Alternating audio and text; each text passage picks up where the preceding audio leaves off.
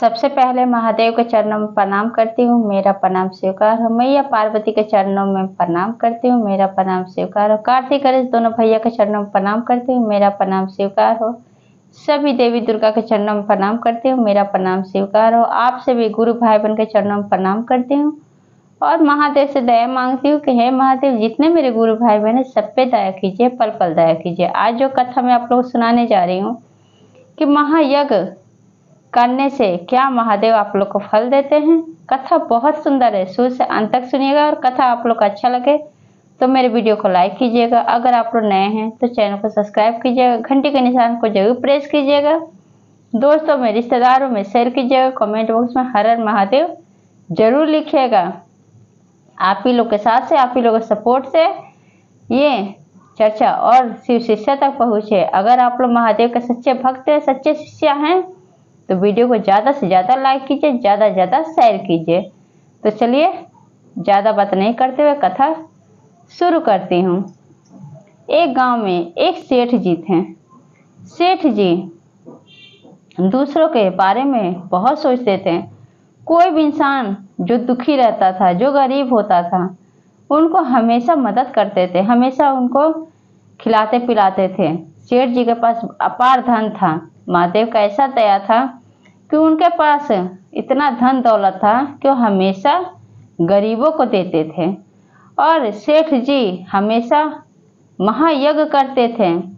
पहले का समय था कि गुरु भाई बहन कभी भी गरीबी इंसान पे आता था तब अपना महायज्ञ लोग बेच देते थे, उसका पैसा मिलता था। पहले का ऐसा वक्त था। अब सेठ जी दूसरों में जब अपना धन बांटने लगते हैं, देखते हैं जो गरीब हैं, जिसके पास खाने पीने का नहीं है, कपड़ा नहीं है, उसमें अपना धन बांट देते थे, दे देते थे। अब गुरु भाई बहन इस तरह से समय से धीरे धीरे बीतने लगा। एक दिन ऐसा समय आया कि अब सेठ जी खाने बिना मोहताज हो गए। अब क्या हुआ कि जब सेठ जी को गरीबी हालत हो गया तो उनके खुद के जो दोस्त थे, रिश्तेदार थे और जितने सैनिक थे, मंत्री थे, सब दूर हो गए। कोई सेठ जी से बात भी नहीं करता था जब सेठ जी गरीब हो गए तो। अब सेठ और सेठानी को कोई संतान नहीं था।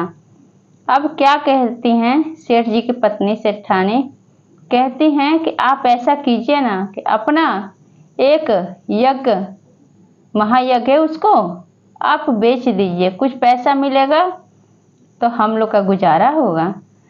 तो अब सेठ जी भी जो पत्नी बोली वही बात वो भी सुने, क्योंकि गरीबी ऐसा था कि गरीबी में इंसान क्या नहीं करता। अब सेठ जी को पता चलता है कि दूसरे गांव में एक धन्ना सेठ रहते हैं जो कि बहुत अमीर हैं, जो कि अपना उनको पता चलता है कि एक सेठ अपना यज्ञ बेचना चाहते हैं। अब धन्ना सेठ जी का यज्ञ खरीदने के लिए तैयार हो जाते हैं। तब जो सेठ जी थे, जिस दिन जाना होता है तो उसी दिन सेठ की पत्नी थी सेठानी, तो वो जाके पड़ोस से थोड़ी सी आटा ले आई थी और लाके अचार मोटा मोटा रोटी बना के और नमक मिर्च डाल के दे देती है सेठ जी को। अब सेठ जी चले जाते हैं। जब जाने लगते हैं, जब करारे का धूप होता है गुरु भाई बहन, और जब उनको भूख लगती है तो एक जंगल में एक पेड़ के पास बैठ जाते हैं। जैसे ही एक रोटी तोड़ने जाते हैं तो क्या देखते हैं, उनके सामने एक कुछ दूर पे एक कुत्ता था। अब कुत्ता इतना कमजोर था कि वो सही से खड़ा भी नहीं हो पा रहा था, उसका पूरा शरीर एकदम गल गया था, हड्डी हड्डी उसको दिख रहा था। अब सेठ जी जो थे तो दूसरों की हमेशा मदद करते थे, हमेशा गरीबों की सहायता करते थे। अब सेठ जी रोटी नहीं खाते, एक रोटी उस कुत्ते को दे देते हैं। जब एक रोटी देते हैं तो वो कुत्ता जो है तो थोड़ा सा हिलने डोलने लगता है। फिर क्या होता है कि फिर देखते हैं कब वो कुत्ता एक कदम भी चल नहीं पाता है, उसका हाथ पैर बिल्कुल हिलता नहीं है। अब वो सोचते हैं सेठ जी कि लगता है कि कुत्ता बहुत भूखा है, तो दूसरा रोटी भी दे देते हैं कुत्ते को, तो एक हाथ उसका हिलने लगता है। अब वो उठ खड़ा हो जाता है कुत्ता। अब सोचते हैं सेठ जी कि लगता है कि इस कुत्ते का पेट भरा नहीं है, अभी इसका शरीर के अंदर जान नहीं आया है, तो क्यों ना मैं तो भूखे भी रह जाऊंगा, क्यों ना इस कुत्ते को ये रोटी खिला दूं। फिर तीसरा रोटी भी दे देते हैं। जब तीसरा रोटी देते हैं तब गुरु भाई बहन के अब कुत्ते में बहुत जान आ जाता है, वो खड़ा हो जाता है और जैसे एक कदम चलने की कोशिश करता है तो गिर जाता है। अब सेठ जी सोचते हैं कि अगर ये रोटी दे दूंगा तो क्या पता कुत्ता खा लेगा तो वो सही से चल पाएगा और दूसरे गांव जाके अपना भोजन करेगा तो अपना ताकतवर हो जाएगा, बहुत कमजोर हो गया है। अब चौथा रोटी भी उस कुत्ते को खिला देता है।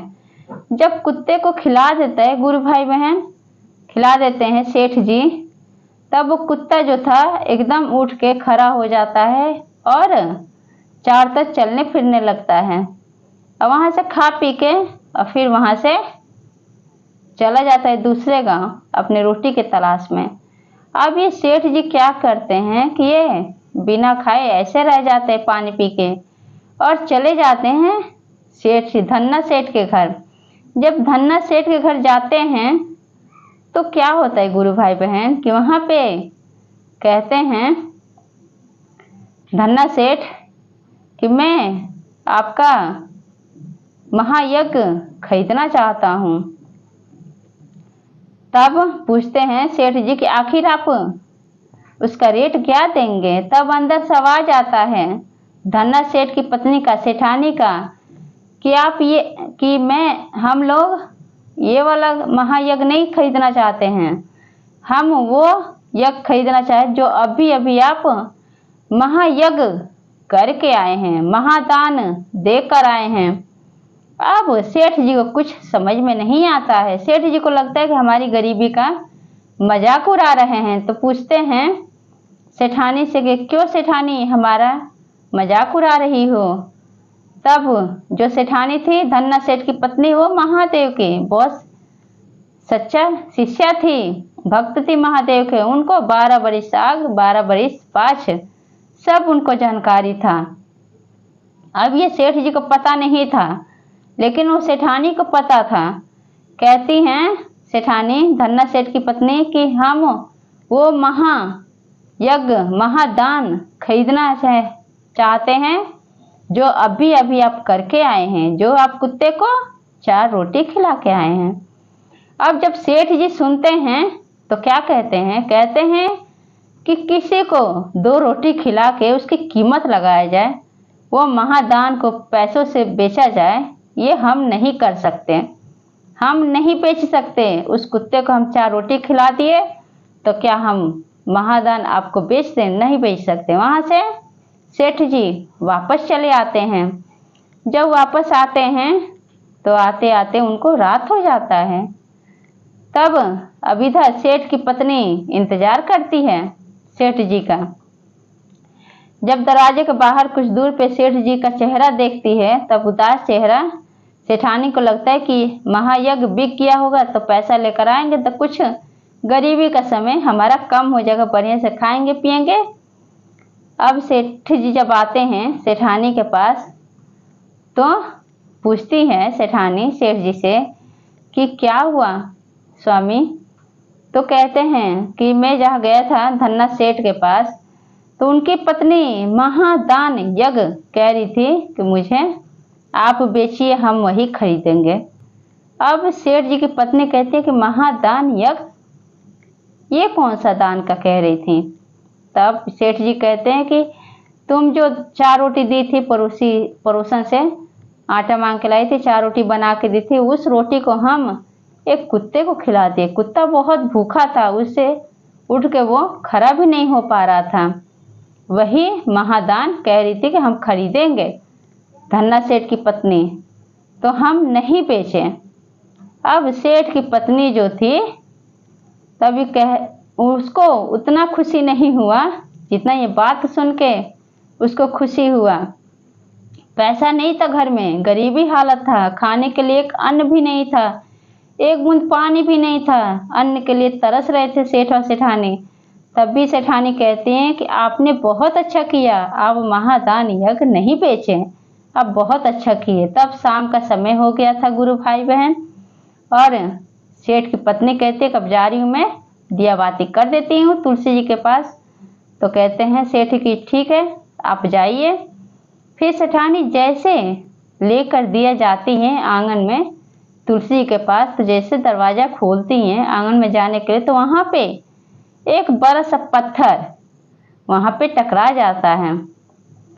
तब कहती हैं सेठ जी से सेठानी कि ये देखिए ना, यहाँ पे कोई बड़ा सा पत्थर है, अभी तो कुछ नहीं था और यहाँ पे पता नहीं कहाँ से पत्थर आ गया है, आप इस कुंडी को खोल दीजिए, मेरे से नहीं खुल रहा है। जब सेठ जी जाके उस गेट को ऊपर उठाते हैं और नीचे से जो पत्थर है हटा के जब कुंडी खोलते हैं और जब दरवाज़ा खोलते हैं, तो क्या देखते हैं कि उसी दरवाजे के पास से एक सीढ़ी बना हुआ है अंदर के तरफ जाने के लिए। अब टिमटिमाता हुआ बत्ती और लेके सेठ और सेठानी अंदर के तरफ चले जाते हैं। अब सोचते हैं कि अभी तो यहाँ पे कोई सीढ़ी नहीं था, इतने सालों से हम लोग यहाँ पे रह रहे थे, यहाँ पे सीढ़ी कब बन गया। जब अंदर की तरफ जाते हैं तो क्या देखते हैं सीढ़ी से अंदर कि एक बड़ा सा रूम बना हुआ है, उस रूम में सोना चांदी हीरा मोती सब कुछ भरा हुआ है। तब सेठ जी अपनी पत्नी सेठानी से कहते हैं कि अभी तो यहाँ पे कुछ नहीं था और यहाँ पे अब कैसे यहाँ पे ये सब हो गया, इतना धन दौलत कब से रखा हुआ है। तब वहाँ पे महादेव प्रकट होते हैं और दोनों सेठ सेठानी हाथ जोड़ के उनको प्रणाम करते हैं महादेव को। और महादेव कहते हैं कि जो तुमने महायज्ञ किए हो, जो महादान दिए हो, उसी का पुण्य का फल है, वही इसी का अधिकार तुम हो। मैं किया हूँ ये सब और मैं दिया हूँ ये सब धन दौलत, क्योंकि तुमने महायज्ञ और महादान दोनों काम किए हो, शुरू से ही महायज्ञ करते रह गए। तुम्हें धन्ना सेठ की पत्नी लालच भी दी कि बेच दीजिए अपना महादान, लेकिन तुमने कभी नहीं बेचा। तुम्हारा मैं कितना परीक्षा लिया, हर स्थिति में मैं परीक्षा लिया, लेकिन सेठ तुम हमेशा अच्छे ही पाए गए और तुम कभी भी अपने दुख से तकलीफ से कभी भी नहीं, कदम तुम्हारा कभी नहीं डगमगाया। हमेशा दुख में भी तकलीफ में भी तुम दोनों हमेशा परीक्षा में पास हो गए। इस वजह से मैं खुश होकर ये धन दौलत दे रहा हूँ। तुम लोग हमेशा जिस तरह से महादान यज्ञ करते हो हमेशा करना, दूसरों की सहायता करना, दूसरों की मदद करना, हमेशा खुश रहना। सेठ सेठानी को अपना दया कृपा बरसाते हैं महादेव, वहाँ से कैलाश पर्वत को चले जाते हैं और सेठ और सेठानी का उस दिन से सारा दुख तकलीफ दूर हो जाता है और सेठ सेठानी अच्छे से रहने लगते हैं और दूसरे का सहायता करने लगते हैं, दूसरे की मदद करने लगते हैं। तो इसलिए गुरु भाई बहन कभी भी महायज्ञ करने से, महादान देने से महादेव हमेशा खुश रहते हैं। और इंसान का जो जन्म होता है तो वो 12 बरस जोनी में एक बार महादेव इंसान का जन्म देते हैं, तो इस इंसान के रूप में जरूर दान पुण्य करना चाहिए, यज्ञ जरूर करना चाहिए। तो ये कथा आप लोग को कैसा लगा कमेंट बॉक्स में बताइए और सब बोलिए हर हर महादेव, मैया पार्वती की जय।